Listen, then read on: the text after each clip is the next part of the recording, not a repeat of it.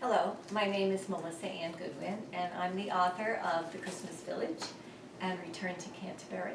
Both of these books are available on Amazon.com.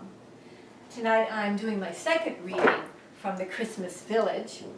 So this is a story of a little boy named Jamie Reynolds. He's 12 years old, and he and his mother have come to stay with Jamie's grandparents at their home in Vermont because Jamie's father has gone missing, and whatever caused him to go missing was something that he did that made everybody in their town mad at them, so they wanted to get away for Christmas. And in my first reading, which is here on YouTube, you can check that out, I read you the part where he sees the Christmas village for the very first time.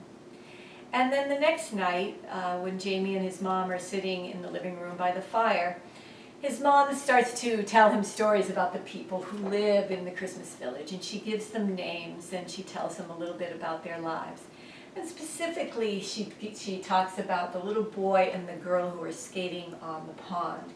And she tells Jamie that their names are Christopher and Kelly Pennyworth, and that their father is the banker in town.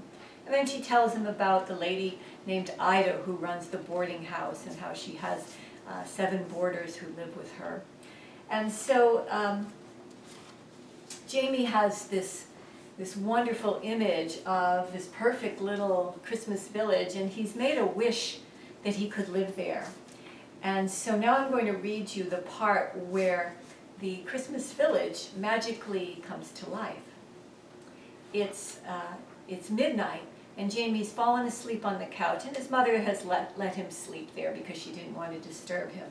And what awakens him is the chiming of the grandfather clock chiming midnight. Midnight.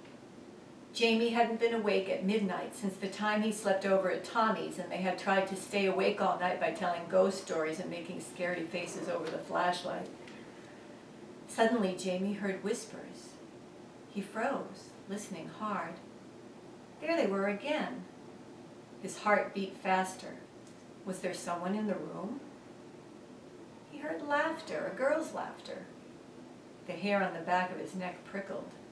His eyes searched the room, but he saw no one. More laughter, this time a boy's. Jamie pulled the quilt aside and placed his stocking feet on the worn oriental rug. Maybe Grandma and Grandpa's house has ghosts, he thought. The sound seemed to come from the direction of the Christmas village. Jamie tiptoed toward the table, his way lit only by the twinkling lights from the Christmas tree. He studied the scene laid out before him with its tiny cottages nestled in the snow. Something seemed different, but he couldn't quite put his finger on what it was. Then he heard the voices again, much louder. Christopher, if you do that again, you'll what? Tell on me? Tattletale, tattletale, Kelly is a tattletale. Jamie's jaw dropped and his eyes bulged. He knelt down and brought his face level with the top of the table. The girl skater sat on the ice, her tiny red and white striped legs and white skates protruding beneath her tangled red skirt. The boy skated around her, skidded to a stop, and extended a hand. The girl grabbed it and pulled herself to her feet. She brushed bits of snow and ice off her skirt. Shaking a white-gloved finger at the boy, she scolded, I'll get even with you, Christopher Franklin Pennyworth, if it's the last thing I do. The boy laughed and skated away. You'll have to catch me first. He took 2 smooth strides and launched into an impressive double axel that carried him halfway across the pond.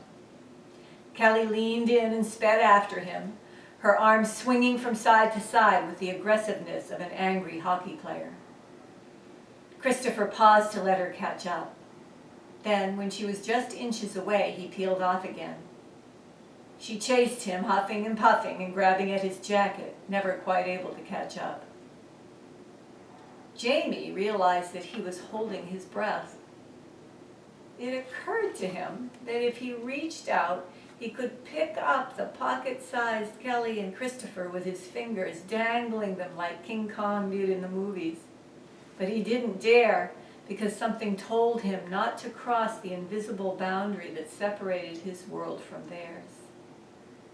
So Jamie stayed perfectly still, barely even breathing, afraid that if he moved or made a sound, he would break what seemed to be a spell that had made the village of Canterbury magically come to life.